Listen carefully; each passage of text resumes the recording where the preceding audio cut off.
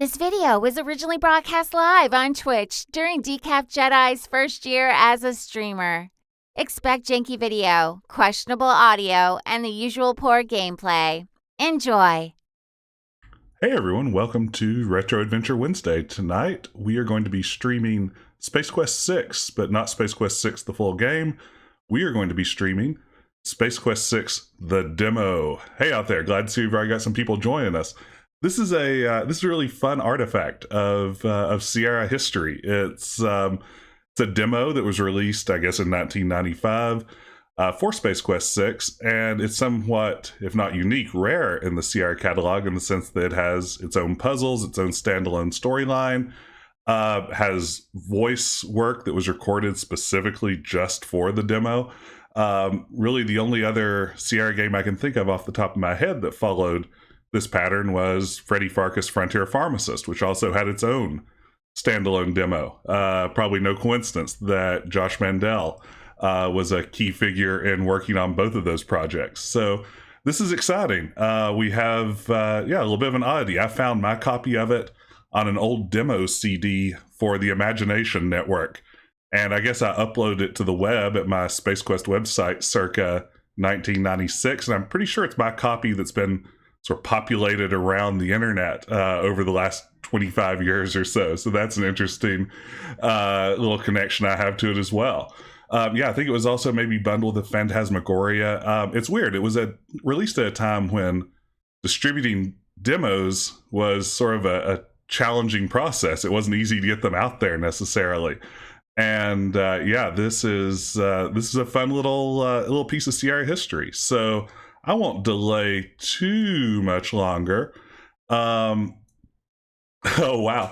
Like a quarter century ago, we were emailing about one thing or another, and you had to explain to me what Soylent Clear is referencing. And hey, over there in the chat, that Josho Com is Josh Mandel himself, co-designer of Space Quest 6. I guess lead writer would be the best way to put it.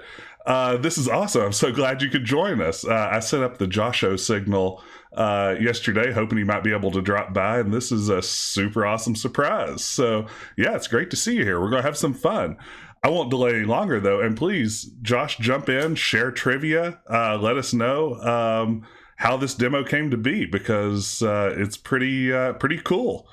And we will get started. Run it in Scum VM here. There's the DeepShip 86.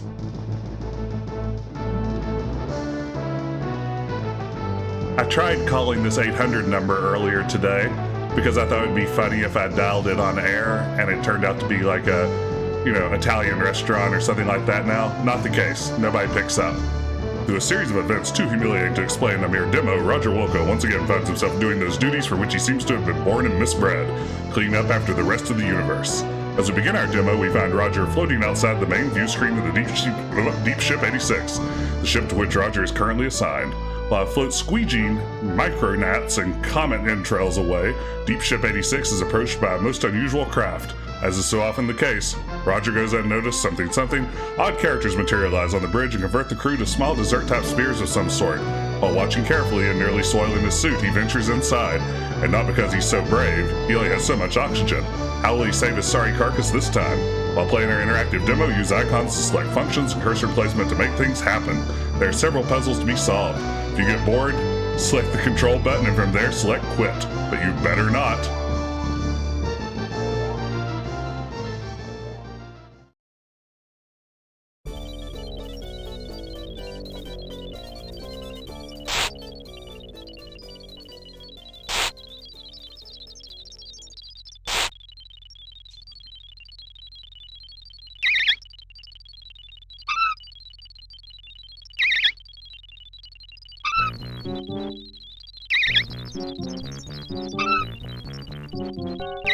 The impossible Escher Cube of the Bjorn Collective.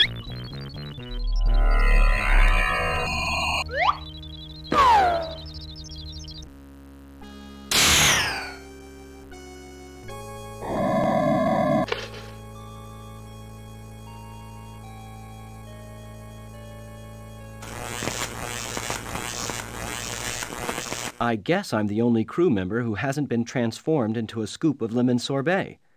Maybe I should look around a little more.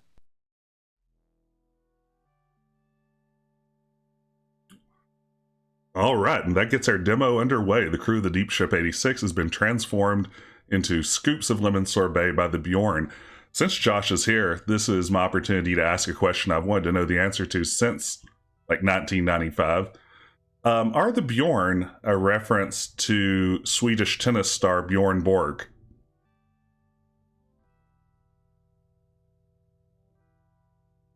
Ooh, haha, good.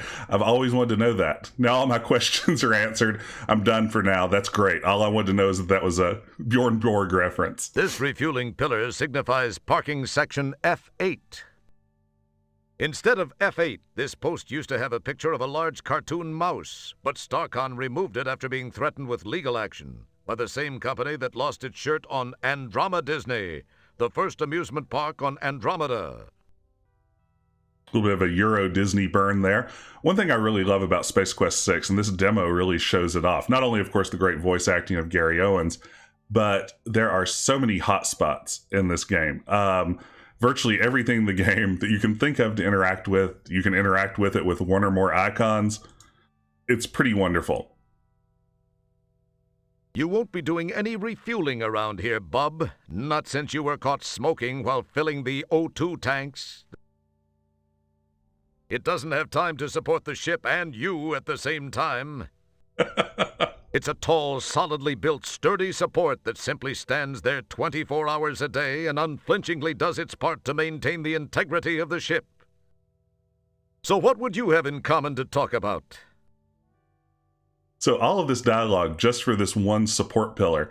And I'm pretty sure this support pillar F9... Hey, support tower F9. ...has its own stuff. It just says, hey. This support is labeled F9 so that entities can easily find where they park their shuttles, pods, runabouts, and other mini-ships. The DeepShip's shuttle has a reserved spot in this row. That would be the DeepShip's shuttle. Let's see if this bullet hole has anything. This large, well-ventilated shuttle bay is probably the largest single room on the ship. Which is why you can often find Andorian megopeds playing hacky-sack in here. This workstation allows manual control of the shuttle airlock and other functions, most of which are routinely handled automatically by the ship's computers. They're incomprehensible to you, so don't even fool with them. So yeah, everything has a response. Hey, any non-sorbet crew members alive up there? Yes, I looked up in the Space Quest FAQ earlier today some of the different shuttlecraft. Of course, we obviously have the Star Trek The Next Generation shuttlecraft. This is simply the DeepShip 86's. I believe one of these is the alien dropship. Maybe one of them's from Battlestar Galactica. Bottom right, yeah, is aliens. This is, of course, the back of an Imperial shuttle. You hear a disembodied voice saying, "Remember your parking space, Luke." Is anyone in there? You hear nothing but oohs, ahs, grunts, and growls. Maybe whoever's inside is just trying to get a little Wookiee. I don't know if I've ever seen that message. A mint-condition 57 Gateway Bel Air with mag thrusters, overhead lifters, and 4-pod barrels. Why, it's greased lightning. Ahoy, matey! Anyone aboard? That's some cherry flange you've got there. I like it. No, really. Hello? Okay, fine. Be that way. So yeah, lots This of baby's dialogue a here. sleek streak Corsair with push-button tranny and dual airbags. These balsa wood shuttles are really maneuverable, but they don't last 2 seconds in a phaser battle. Some guy wearing a Delco air filter on his face parked this shuttle. Any little genius teenage brats in there? No? Good. Let's keep it that way. Ooh, shots fired at Will Wheaton. Josh, would you like to confirm that you are in the midst of a feud with Will Wheaton that goes back to 1995? This Kiapian runabout strikes fear into the heart of the Japaxian Empire. It's a good compact shuttle for under 8,500 buckazoids. That's good to know. You heard it here first. This will probably be on all the big gaming and nerd websites by tomorrow. But Josh Mandel, Will Wheaton, bitter enemies, a feud lasting Some woman driver over 25 years. here and contaminated the whole DeepShip with these acid-bleeding, multi-jawed exoskeletal aliens, and you had a really huge mess to clean up. Just for that, Kielbasa refused to validate her parking slip. Beauty. A true museum-quality McKinley Ultramarine Blue Runner. It will be mine. Oh, yes. It will be mine. I know that line appears in Wayne's World. Was the Wayne's World scene also a reference to something else? This Tiberian skimmer may look intimidating, but it's seriously underpowered. And that clear steel compound cockpit is particularly vulnerable to meteorites, baryon radiation, and large insects.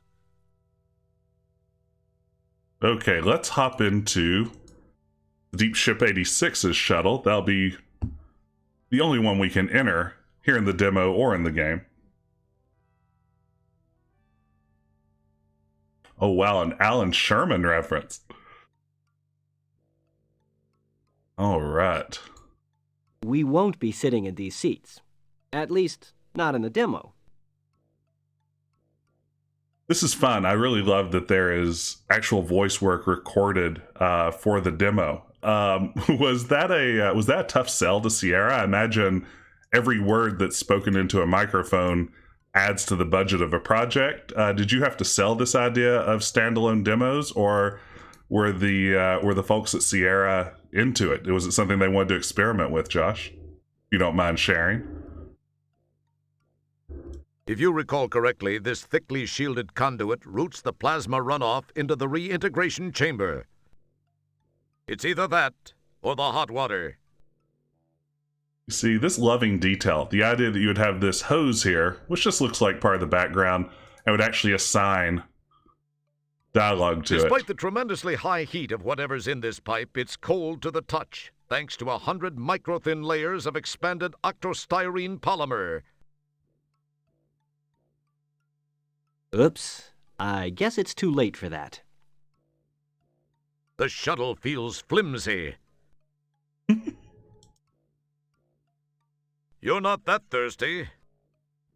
So if you happen to notice the message just a moment ago from the Streamlabs bot, it is September. Subscriptions are 20 to 30% off. Great time to support channels you love.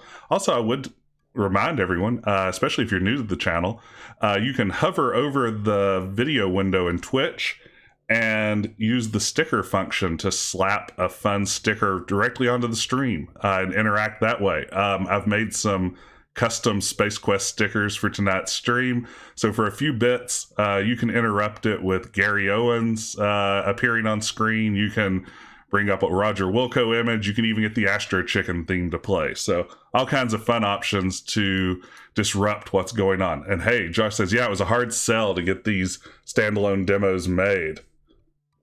Little new animation. Yeah, and Freddie Farkas was the first one. I can't remember, did Freddie Farkas have a talkie demo, or was it only the regular non-CD version? There's a roll of duct tape in here. You can never have too much of that. The Freddie Farkas demo did have, however, the Ballad of the Demo of Freddie Farkas, which is amazing in its own right. All right. A pair of lightweight octaminium pliers. I'll just be taking these. Hello. I guess these pliers are non-repliers. Oh, I really like that joke.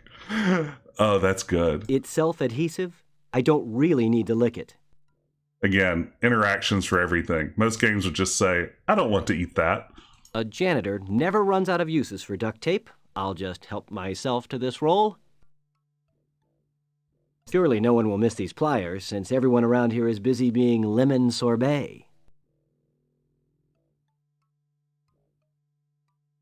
We won't be sitting in these seats. At least, not in the demo. Simmer down, buddy. Wait for the real game. There's only part of this cockpit you can actually access in the demo. I appreciate that Roger knows he's in a demo. Simmer down, but there's a message here that I'd really like to trigger that I think's hilarious. We won't be sitting. If I can just remember. Simmer, there's only. Yo, no? Good. Simmer down, there's only. The gel is flavorless. It's like there was a party in your mouth, but nobody showed up. Simmer, there's only. No, maybe I can't get it. We won't be. There's a message here that's sort of in the real game, I will sit here. I will make things go. I will make it work. That I particularly love, but I can't seem to trigger it. Oh well, you'll just have to trust me that it was pretty funny. That's my power to paint a word picture as a streamer, telling you about a gag I couldn't figure out how to trigger. Let's use the intra-ship transport. Compost here, I always assumed was probably a reference to Sierra's strategy game Outpost. That's the Dalek episode, right? The we will be smart, we will make things go. Was Compost an Outpost reference here? It's great having the designer of Space Quest 6 just handy in the chat. Great. Yes, so it was an Outpost reference. I never played Outpost. I don't think it's...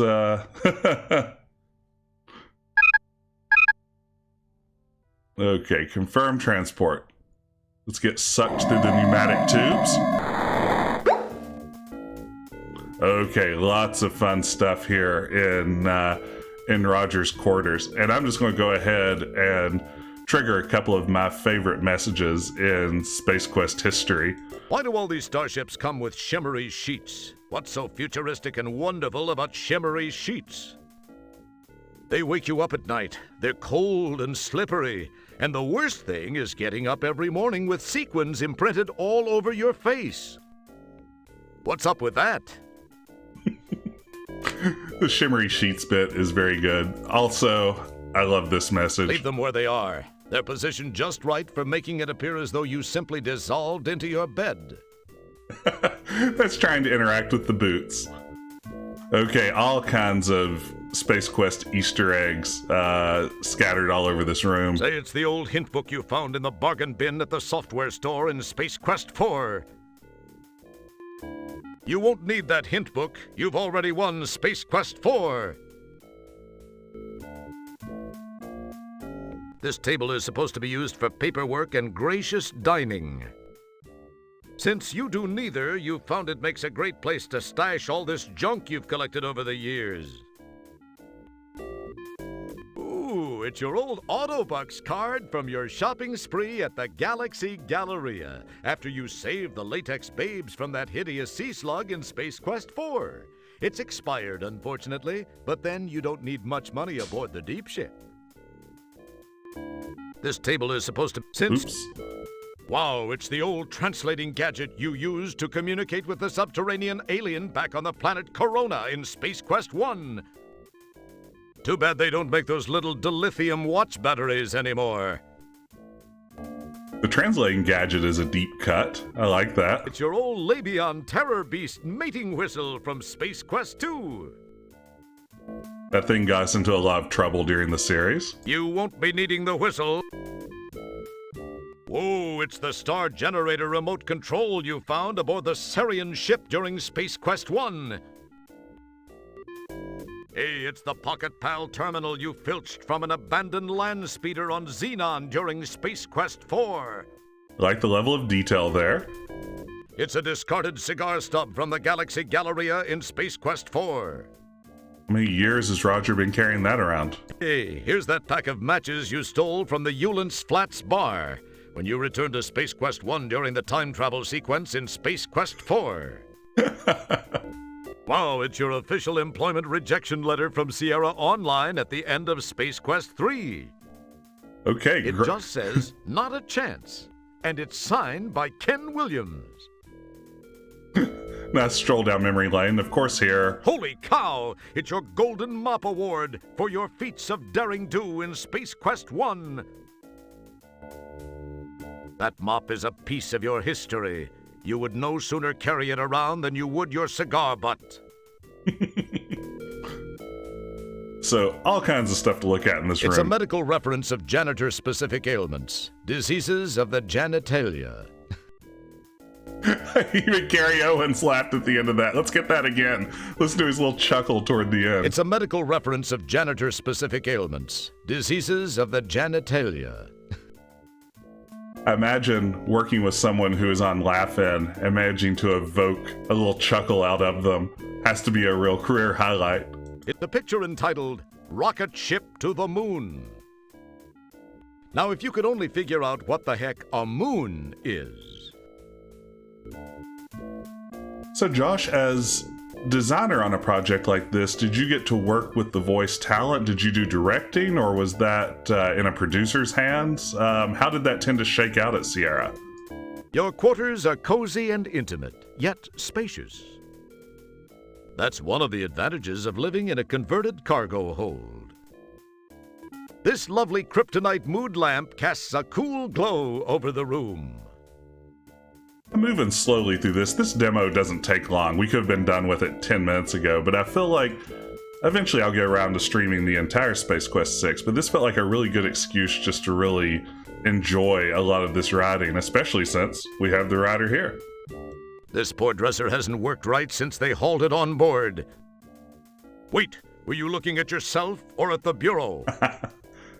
Well, same message either way. Okay, so it was after you left Sierra that the voice work came in. This is your old clapmaster. It can turn a plug on and off with a clap of the hands. And there are a lot of plugs in this room, mostly for Space Quests 1, 2, 3, and 4. Makes me happy.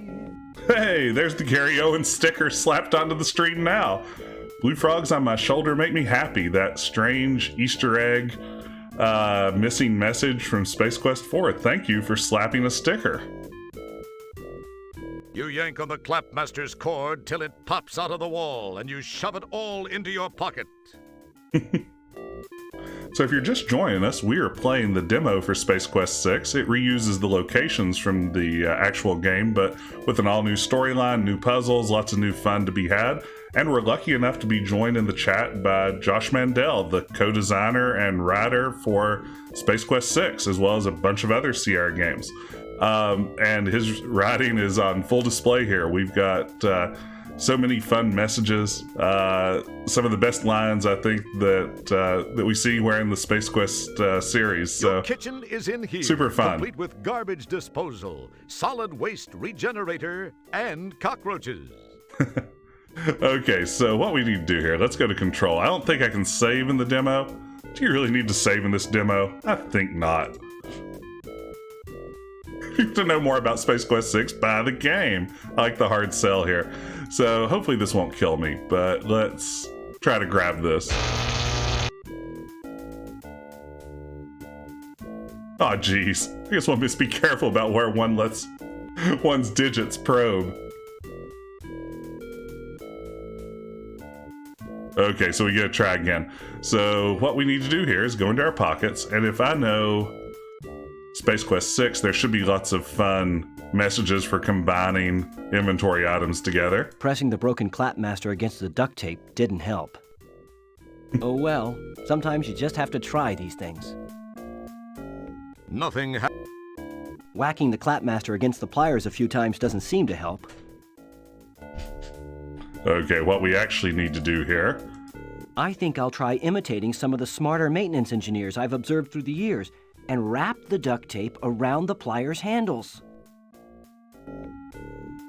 So now we have insulated pliers that we will use to remove this plug prong from the outlet. And then we will go back into our pockets and we will reattach. Cool. I didn't think that would work. Go figure. Alrighty. Gosh, I guess I've proven that I have the ability to be more than just a mediocre janitor. I could also be a mediocre electrician. Pixel hunting. At least it was very white and noticeable there. And I guess we got a message saying that it was left behind, so it wasn't nearly as cruel as it could have been. All right, I think that... You had tickets to see Quasar live in concrete with Beatrice. That was before you got busted back down to janitor and assigned to this dad-blasted floating heck hole of a mother-talking spaceship. A note, this game has scrupulously avoided any rough language that would result in having to be rated as an adults-only computer or video game by the Game Censorship Board of the U.S. Senate Subcommittee. This mother-talking starship. Okay, so next, I believe... There's nothing like the feel... We need to use the compost. We'll activate the intership transport, and now we will go to 8 rear, the DeepShip 86's version of 10 forward.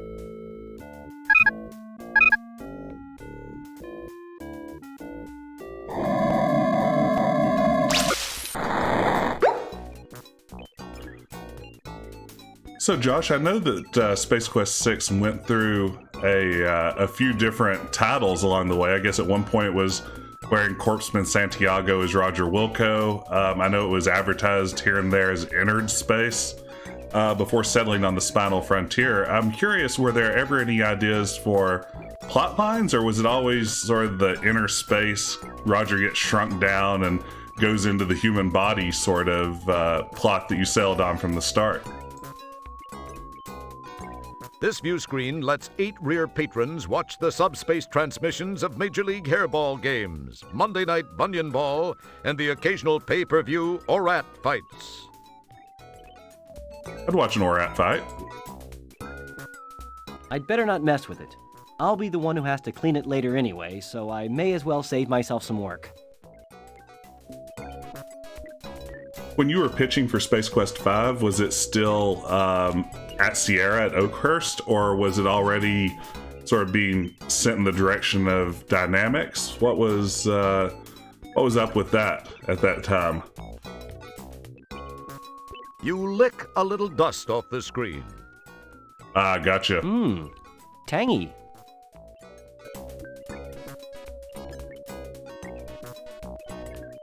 This is 8 Rear, the ship's lounge. Here crew members come to relax, drink, eat, converse, party, hit on each other, brawl, hurl, pass out, and intrude on each other's personal space. Right now, it smells vaguely lemony. Oh, that must be the lemon sorbet.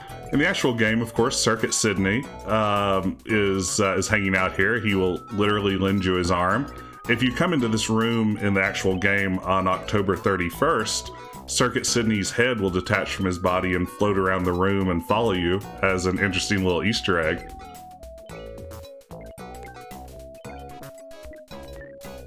A peaceful panorama of light, color, and limitless black space drifts quietly by the window, the infinite flow and ebb of matter and energy dancing around itself in a never-ending light show of creation. I want to see something blow up. You give the window a lick and a promise. Oh, that's a good line read by Gary Owens. So here's some fun. Let's interact with the Mr. Soylent machine. Oh, the original conception was that Roger would be so small that the various internal organs would be like planets, but for some reason they scaled him way up for the game. Oh, that's interesting. Oh yeah, so at that point, I almost imagined something like a Super Mario Galaxy kind of concept, but that's just because I've been watching a lot of Super Mario Galaxy footage lately with the new Switch release. But the idea that each organ would be like its own planet would be a fun take on that. Like, what we got's pretty neat, but I like that idea. So let's play with Mr. Soylent and get this great jingle.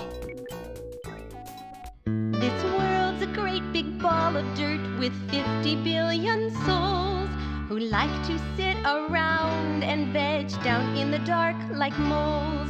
But me, I'm just the kind of girl who loves the open air and bits of unburned hydrocarbons blowing through my hair. You Soylent Clear at last it's here with better taste. Less people too, like me and you, and less reprocessed waste. More hearty crunch for snacks or lunch, it's crystal clear to see.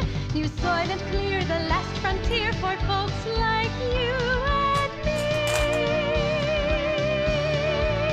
me. New Soylent Clear, clearly less people, clearly more taste. I don't blame you. I also have those words committed to memory. Of course, I used to be the world's biggest Space Quest nerd. Now I think Trolls, the Space Quest historian, has officially supplanted me in that, and he's welcome to the title. But yes, Mr. Soylent has stuck with me all these years. Oh, interesting. So yeah, going back to the idea of Space Quest 3, where Roger has the freedom to sort of pilot himself around. Yeah, I think that you're having interacted with a lot of fans through the years. I agree, Josh. I think that's that part of Space Quest 3 really connected with people. Space Quest 3 is such a short game with a plot that's sort of hung together largely by hope and a prayer. But that freedom to explore all those planets and feel like you're actually out in space going places, I think is why it's a installment in the series that so many people like so much. So yeah, trying to tap into that would have been neat, especially in the context of the human body. So I guess we need to use the compost because we need to know what Mr. Soylent is going to replicate. Of course, Mr. Soylent and Soylent Clear, a reference to Soylent Green, made from people, and the clear soda phase of the 1990s, which I guess they've revisited a few times in the last couple of years, but communications are offline due to an unforeseen alien invasion. When you resume service, you'll enjoy 20% savings wherever you send subspace transmissions to you and on your friends and family list. What's cyber functions? Okay, database. So there is an extensive database here in the game. A lot of you know, if you're people who've followed me for a long time across Twitter and other platforms, I ran a Space Quest website for years and years. I launched it in 1995, and Roger Wilco's Virtual Broom Closet. And it was sort of a one-stop shop for all your Space Quest trivia needs. This entity database, with all these entries on various species from the Space Quest series, was a godsend for filling in details about various bits of Space Quest trivia. Actually, this is maybe a fun time to reminisce. We'll have Jess's Storytime Hour. I don't know if you remember this, probably not, Josh. And again, if you're just joining us, Space Quest 6 co-designer and writer Josh Mandel is here in the chat, sharing stories and trivia and all kinds of behind-the-scenes fun stuff about Space Quest 6. It's a real treat. I thank him very much for being here. But I don't know, Josh, if you remember this, but the first time we were in contact with one another was around the holidays of 1995. And I remember that because I'd launched my website in fall of 1995 and then went home for Christmas break. And because it was 1995, I didn't have the internet at the time at home. I had no way of checking my email or doing anything else.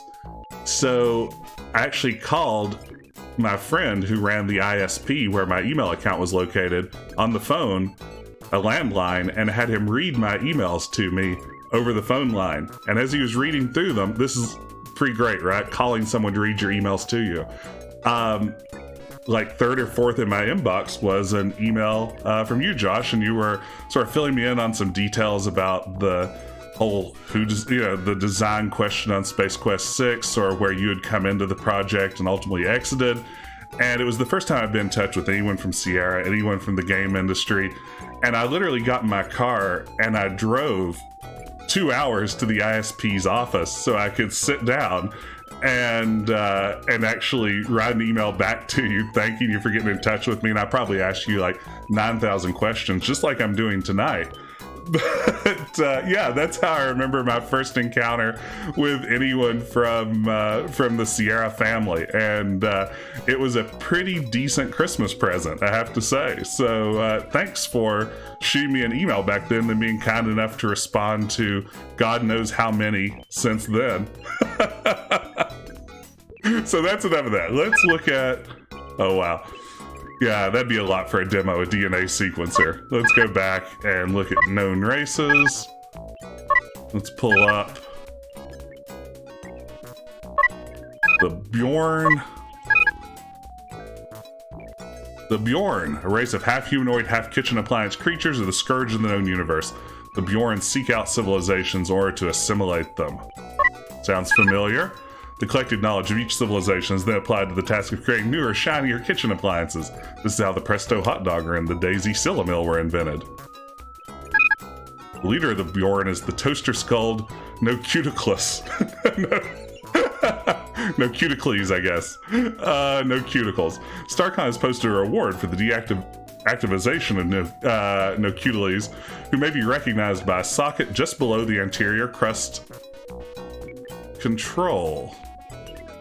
So that gives us a hint on what we're going to need to do to solve this. Choose to connect no cuticles various power sources in order to recharge him, and through him the entire Bjorn collective. Great irony is that the Bjorn never spend any time in the kitchen, preferring to send out. They have a peculiar mix of batteries, nuts, bolts, and reprocessed organic sludge. And the replicator code here is what we need. So 746 9410. No cuticles. I assumed that was the joke, but then figured it must be I guess locutus, no cuticles. Yeah. First try I probably had it best. It only got worse as I continued. Okay, let's go back. So we have entries on so many races from the Space Quest series in this database. It's a labor of love that you undertook here. Let's look up Andromedans. Repugnant creatures known for their mohawk dews and their well-developed prehensile snouts, with which they can pick up small objects, give themselves neck rubs, and unleash projectile mucosa at enemies. Hey, they're the two guys from Andromeda now. Thanks for slapping that sticker. If you want to slap your own sticker, you can just hover over the video window and select the sticker icon there. And for a few bits, you can use any number of custom Sierra and or Space Quest stickers. I think there are even some Star Trek stickers in there left over from my last stream. The two most famous Andromedans are the two guys who rose above their humble Andromedan beginnings to become two of the most popular and successful game designers in the galaxy. They were once kidnapped and pressed into servitude by the notorious Scumsoft Corporation, but were later rescued by an unidentified worker. Prefer flavored foreign coffee such as hazelnut mocha mistake and vanilla cottage cheese. Alright, so yeah, there are entries for so many Space Quest races in here. One of my personal favorites are the Pinkins. They are the small pink aliens from Space Quest 2 on the planet Labion. Fleabaninsky's, that would be Fester Blatz's race, but we won't dwell here too much longer. I encourage you, this is not only in the demo, it's in the actual full game, Space Quest 6. Check this out, there's lots of fun jokes to be had here. Okay, so the Mr. Soylent was a direct RC Cola reference. I'll have to check that out. I've never heard that one. Okay, so we've got what we need. Let's go over to Mr. Soylent and replicate us a plate of Bjorn Chow. So that number was 7. It sure doesn't feel punctured. Huh? It sure. What's that? 4, 6, 9, 4, 1, 0. I wonder if that "it doesn't feel punctured" message was a little glitch there.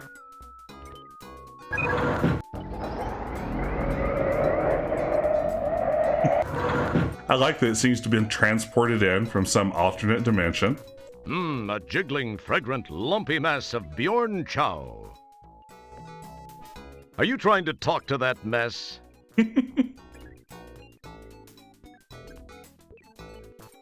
Okay, let's grab it. And that's what we need there. I wonder if there's anything else fun to interact with here. These pillars stretch 3 decks up to the high vaulted ceiling of 8 rear. Your neck bones grind unpleasantly as you look up at the top of the pillars. Your neck bones Ouch. grind. With the ouch. The ambient light in 8 rear is soft and diffused. and the light fixtures blend in with the decor to a fare-thee-well. This is Right Now. Okay. You're back in your comfy, reassuring janitorial duds. So, Josh, that's actually a good question, if you wouldn't mind sharing. Did you ever consider keeping Roger in his role as a captain from Space Quest V? Of course, during the intro to the game, we see him busted back down to janitor second class. Was there ever any consideration of continuing his adventures on the Goliath, or giving him back to Eureka, or keeping him in more of a position of authority, or was it always your preference to get him back where he started out as a sanitation engineer?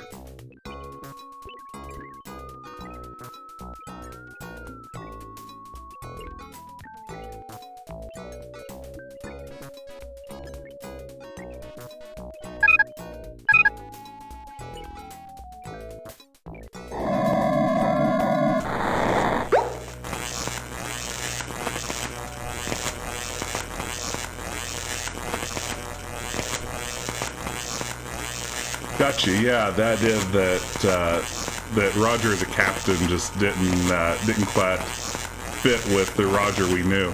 I'm a big Space Quest V fan. I really liked the direction that it went there, but I can also understand certainly the opportunities for maybe comedic storytelling and really getting back to the roots of the series after an installment that took it pretty far from what most people, I guess, thought of as Space Quest. Makes a lot of sense. So I can definitely understand that direction. Let's eat one of our crewmates. If you're so desperate for conversation that you'd talk to empty chairs, maybe you should just shut off the computer and pick up the phone.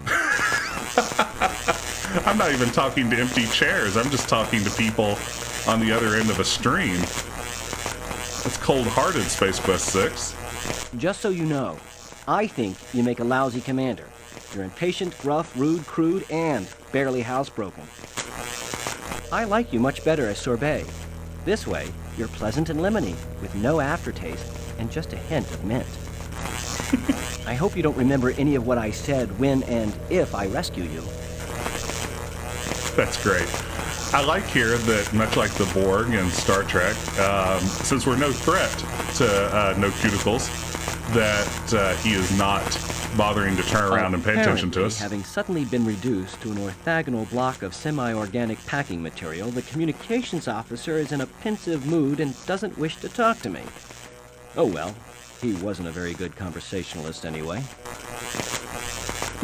Packing material there, instead of sorbet. Any idea why that line would refer to him as... Apparently, having suddenly been reduced to an orthogonal block of semi-organic packing material, the communications officer is in a pensive mood and doesn't wish to talk to me. Oh well, he wasn't a very good conversationalist anyway. Were they originally going to be transformed into styrofoam peanuts, or maybe, and that line is a holdover? With these controls, Commander Kielbasa can override navigational subsystems, access ship-wide computer functions, perform sensor sweeps, and get to level 6 of Super Nunzio World. Super Nunzio World. Okay, I know the episode of Star Trek you're referencing. That's interesting that it slipped in. The main view screen is filled with stars and distant galaxies, representing untold scores of civilizations and a vast amount of untapped knowledge that could reshape the way we think of time and space. But more importantly, you're proud to notice that your new squeegee didn't leave any streaks. I really like the setup that you use here with a lot of the narrator's lines, where we have like very serious, grandiose setup followed by disparaging follow-up. I think that it's perfect for the rhythm that Gary Owens brings to the table. He's really good at making something like that sound, filled with gravitas, and then undoing all that with a snide remark after. Did you know from this point in production, I know you said you left Sierra before the voice work was done. Did you know you were going to get Gary Owens back at that point, or was that still up in the air? I'm wondering if you wrote these lines with his voice in mind. I believe Scott said even before Space Quest 4, he'd always imagined Gary Owens as the snarky narrator, and then got to make that dream come true with the CD-ROM version of Space Quest 4. With these controls, Commander Kielbasa can override navigational subsystems, access ship-wide computer. It's Commander Kielbasa's kitty litter box. This is where he makes most of his best command decisions. Not to mention all of his log entries. Oh, log entries. You should be ashamed of yourself. Not on a bet.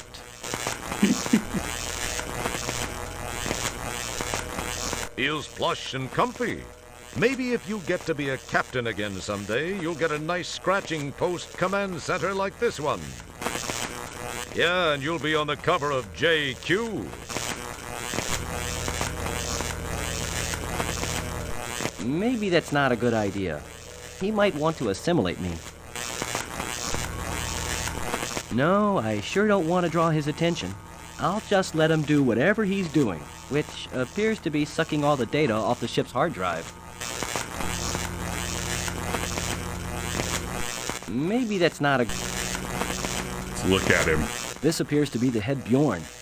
He's either draining energy from the pattern buffers or absorbing all the information stored in the computer by bombarding it with nucleonic radiation. I hate it when that happens. There's a curious socket of some sort just below the toaster mounted on his head. Okay, some nice signposting of the puzzles here. I appreciate that as a oftentimes frustrated adventure gamer who's not very good at adventure games. I appreciate that the clues are intact. Yeah, Kielbasa, of course, is a reference to Wing Commander. It's horrible. This afternoon I was thinking about this stream and trying to remember what Kielbasa was a reference to. And I knew that he was visually a reference to the lion alien species in Wing Commander, but could not for the life of me remember they were called the Kilrathi. So that makes perfect sense. Thank you for helping fill in the second half of that, something I used to know back in like 1996, and old tired me no longer has any memory of. So let's plug in the Clapmaster. Old tired me doesn't have a lot to offer anymore. Clapping at the plugged-in Clapmaster doesn't seem to help. No. Wait a minute. Maybe that's not a good idea. DeepShip 86. This must be one of those El Cheapo demo models. Uh-oh, we had two overlapping lines. Wait a minute. This doesn't feel like the real DeepShip 86. This must be one of those El Cheapo demo models.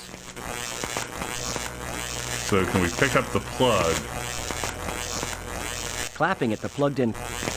Maybe Clapping at the plug... I hope they get the real Space Quest 6 out soon, so I can get out of this stupid demo. Okay, how to actually do this? Clapping at the...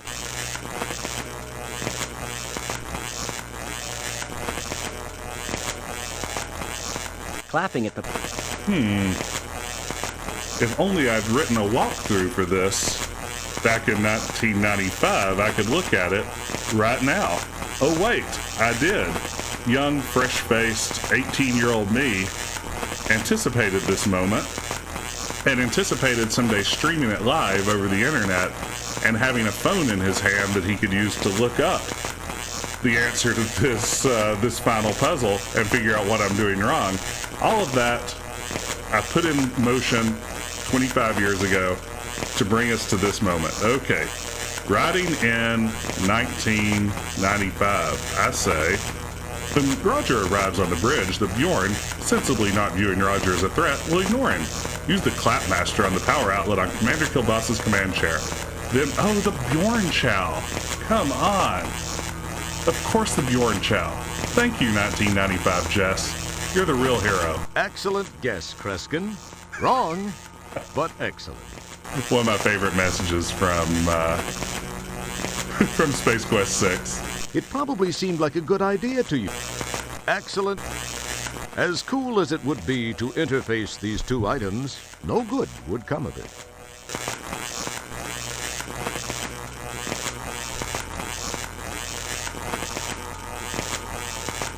On the command post.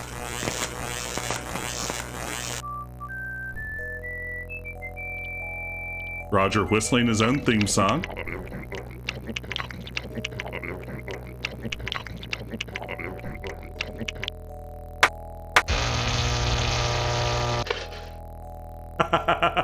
The toast is great. The Bjorn in his death throes has disgorged toast. Mucho grosso. Disgorged toast is a wonderful phrase. Guess I won't need the toast. It has no power here. All right. It's his super cool lemon sorbet bioconverter belt. He's beyond hearing, or eating, or even assimilating. Okay, so we are ready to bring this to a close. We're going to use the hands on the... Let's look at it first. All right, I got his belt. I hope this guy, or whatever it is, isn't going to be too ticked off at me for taking it. I'll just give this lemon sorbet bioconverter button on the Bjorn belt a push and see what happens. All right, the belt begins to thrum with electronic life. I've saved all my fellow crew members from cleansing the palates of the Bjorn. I wonder what incredible adventures lie in store for me and the crew of the DeepShip 86 and Space Quest 6. Computer in simulation. All right, and I guess that's it. Is it going to dump me out to DOS, or is it going to take me back to the opening? It's going to take me back to the opening. Terrific.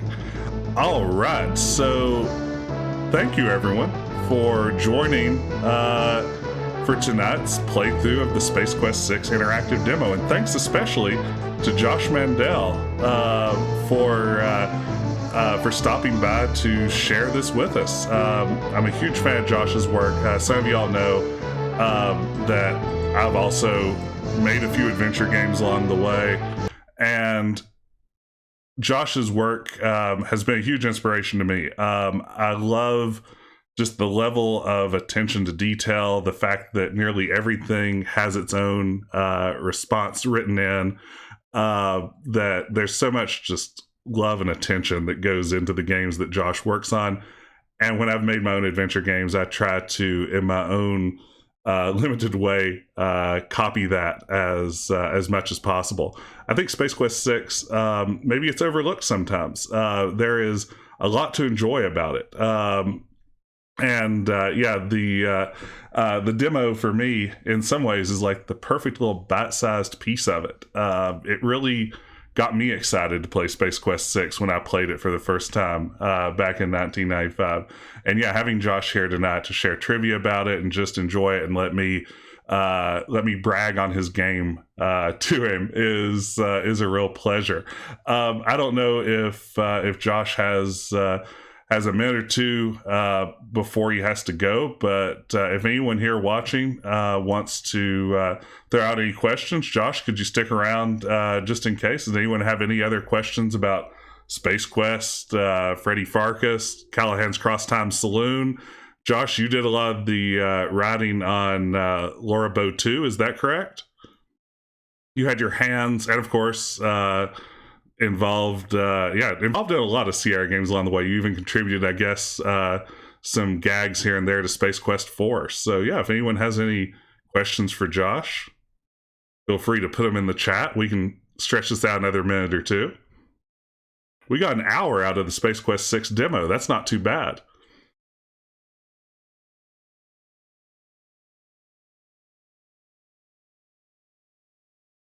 Oh, free plug here for Space Venture. Yeah, that's a good point. Space Venture, if you guys, I'm guessing a lot of you are familiar with it. It's, of course, the spiritual successor to Space Quest that the two guys from Andromeda kickstarted a few years back. it has entered into beta after a long wait. And if you're one of the backers at certain levels, you may have currently access to the beta there. Hopefully that means it's on its way in the near future. I would love to someday be able to stream a game that has been so long in the making and get a chance to see the guys from Andromeda in action again. So that one's pretty exciting.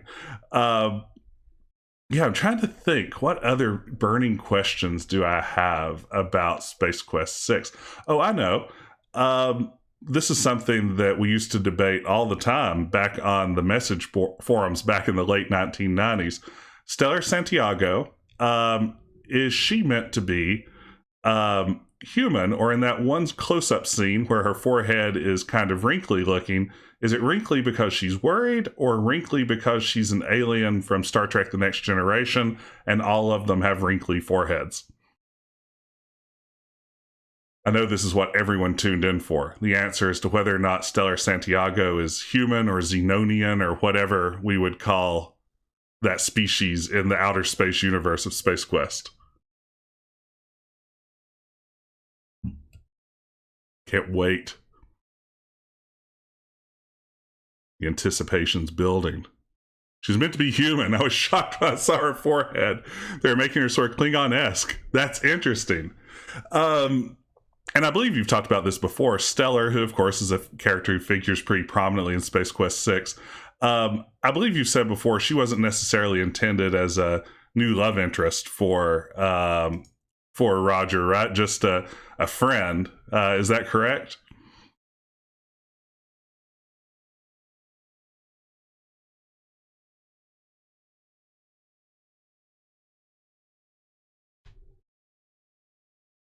Oh, she's not supposed to be a love interest for Roger. Yeah, that was my impression too. You know, one of the things that I did like so much about Space Quest 5 was it gave Roger a supporting cast, and seeing that added to here with the crew of the DeepShip 86, you know, having Roger's best friend Circuit Sydney, and having his old friend from the Academy, Stellar Santiago. But that's right. Yeah, Roger doesn't get a lot of friends in the game. Space Quest 5 is sort of the exception. Even there, his crew hated him at the outset. So, yeah, adding in Stellar is a nice touch. All right. Well, I think we'll probably draw it to a close there. An hour feels like the perfect amount of time. I won't keep Josh around too much longer, but I really do appreciate everyone dropping by, and I appreciate, Josh, you taking time out to be part of this. Yeah, it's fun getting some behind the scenes on a demo like this. So everyone, thanks for dropping by. If you're new to the stream, I stream an old adventure game every Wednesday night around 9:30 Eastern. And I appreciate if you'd follow, subscribe, all that sort of good stuff. But mostly just thanks for hanging out and watching with me. I've mentioned this before on streams. When I played Sierra games as a kid, I usually played them with my friends. My neighbors would come over, my best friend would come over. We would sit down in front of the computer together, and we'd play them sort of in tandem. Usually I'd sit at the keyboard, and my friends would shout ideas at me on how to solve puzzles. And in some ways, streaming, especially during this time when it's not as easy to have friends over as it used to be, streaming with all of you and having an opportunity to play these games alongside people who maybe love them and know them well, or people who are seeing them for the first time, reminds me a lot of those adventure game experiences I had as a kid. And yeah, I really appreciate getting to share these sorts of games with you. So thanks for dropping by. Thanks again, Josh. Everyone have a terrific night. I will play my snazzy new Adventure Wednesday intro theme. I guess now it's an outro theme one more time. And I will see you again soon next week. Take care, everyone.